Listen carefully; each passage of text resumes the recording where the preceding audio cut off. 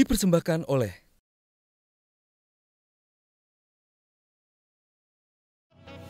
Seiring perkembangan zaman, permainan dan berdongeng tergerus dengan permainan-permainan modern yang tumbuh dan berkembang seperti sekarang. Namun, siapa sangka di zaman modern ini masih ada yang melestarikan permainan tradisional dan berdongeng. Indonesia kali ini akan menghadirkan mereka yang melestarikan permainan dan dongeng tradisional Indonesia.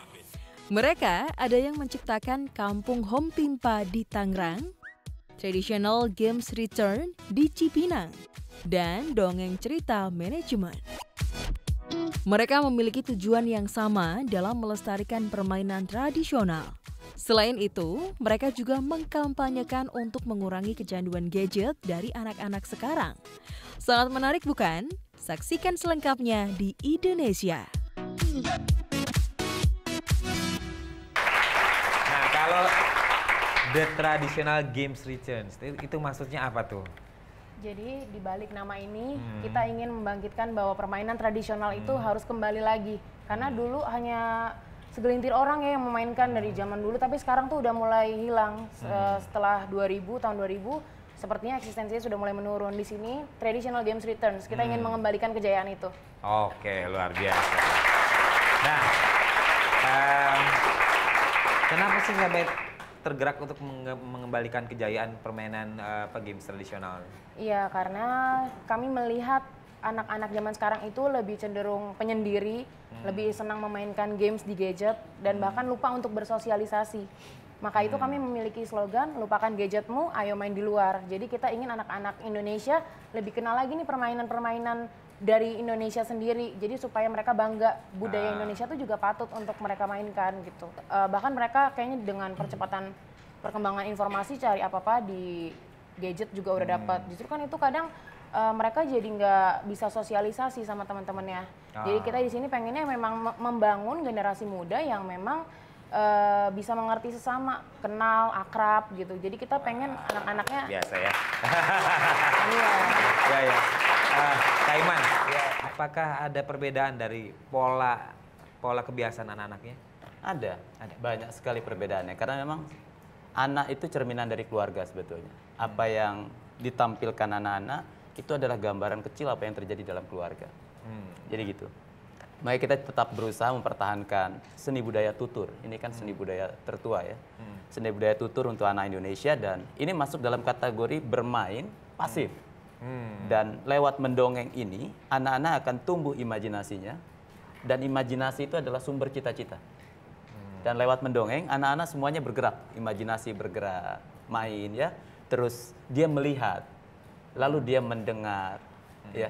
Ini kekuatan dongeng yang akhirnya bisa menjadikan anak-anak mengenal dan mendengar pesan positif yang kita sampaikan lewat dongeng tersebut. Apa yang mungkin bisa sampaikan Kak Iman bahwa ini ada sesuatu yang menarik loh dengan cerita langsung, dengan komunikasi langsung. Saya coba ajarkan anak-anak dengan dunia nyata. Karena saat ini memang anak-anak kita ini temannya sedikit di luar. Tapi dia bisa bawa temannya itu 1000 ke kasurnya. Ya kan? Dia bisa bermain banyak di situ. Tapi dia nggak bergerak semuanya. Nggak aktif ya. Dia pasif, betul-betul pasif.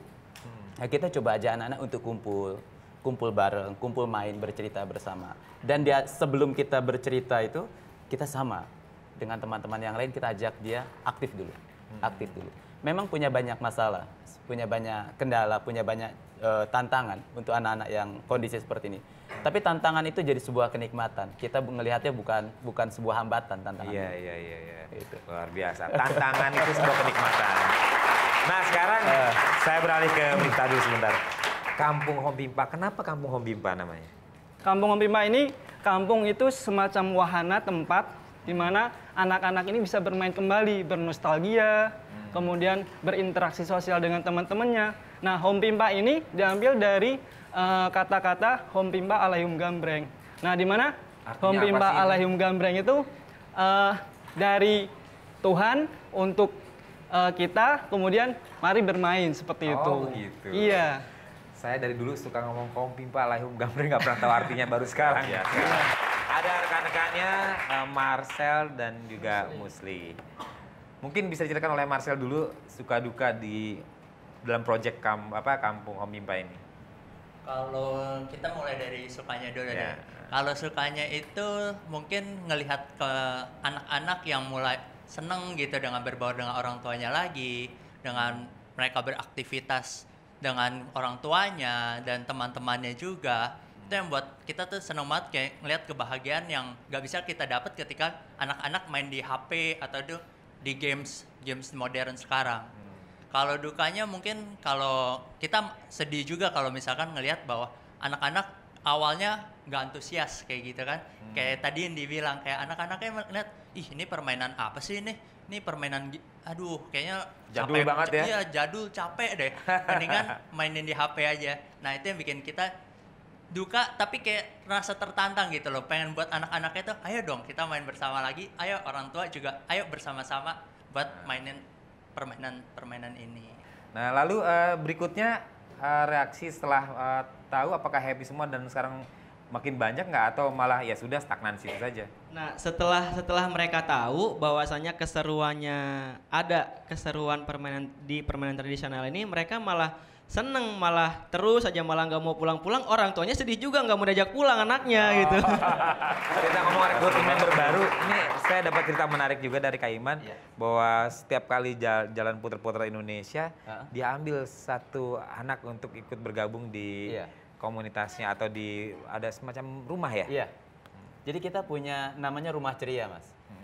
Ceria itu cerdas, riang, dan agamis. Jadi secerdas apapun anak Indonesia, dia tetap harus agamis. Seriang apapun anak Indonesia, dia tetap harus agamis, gitu ya. Lalu anak-anak ini dari daerah Papua sampai dengan Sumatera ada di tempat kita. Kita sebutnya, yaitu tadi Rumah Ceria. Kita akan coba buat Indonesia kecil. Ya puji syukur ya, alhamdulillah. Perjalanan 5 tahun kita mendongeng, kita punya mimpi, punya satu wadah, satu tempat yang menggambarkan Indonesia kecil dengan keanekaragaman, kekayaan, permainan anak-anak Indonesia yang luar biasa. Dan saat ini sudah ada 47 anak di tempat kita. Gitu. 47 anak. Iya. Sulit nggak mengatasinya? Oh iya, kalau awal sulit, kesulitan itu pasti ada, Mas. Karena begini, kalau kita berjuang, kalau kita melakukan sesuatu yang positif, lalu jalannya mulus, kemungkinan besar kita salah jalan, Mas. Karena perjuangan itu penuh tantangan. Wah, gitu. Perjuangan itu penuh tantangan nih. Saya garis bawahi. Lalu berikutnya, sebetulnya di balik permainan ini isinya adalah belajar.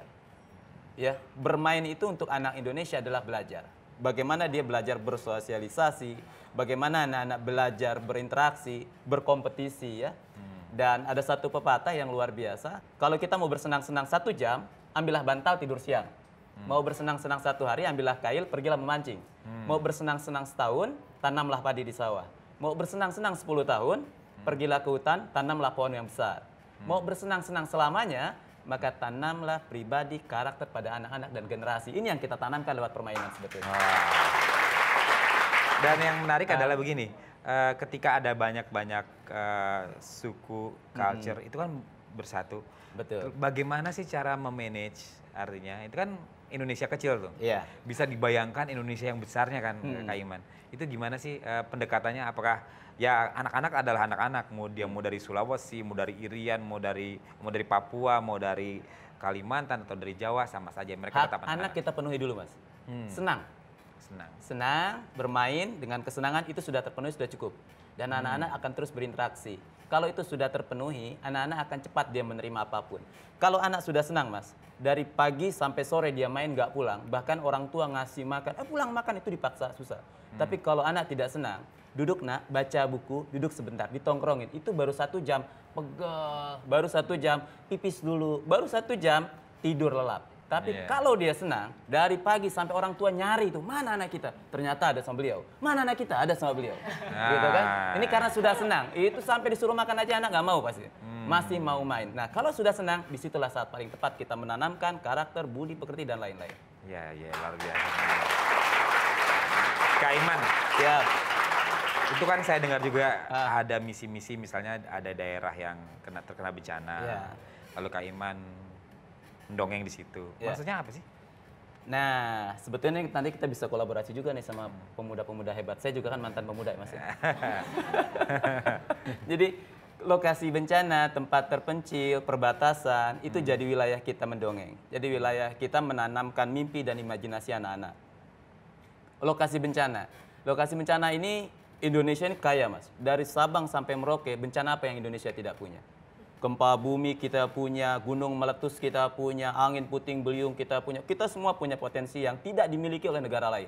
Nah, dengan bermain, ketika di lokasi duka, di lokasi sedih, di lokasi bencana dia bermain, dia senang dengan cepat. Dia bisa merubah dukanya menjadi suka. Di dalam suka penuh dengan ilmu yang luar biasa nantinya. Dipersembahkan oleh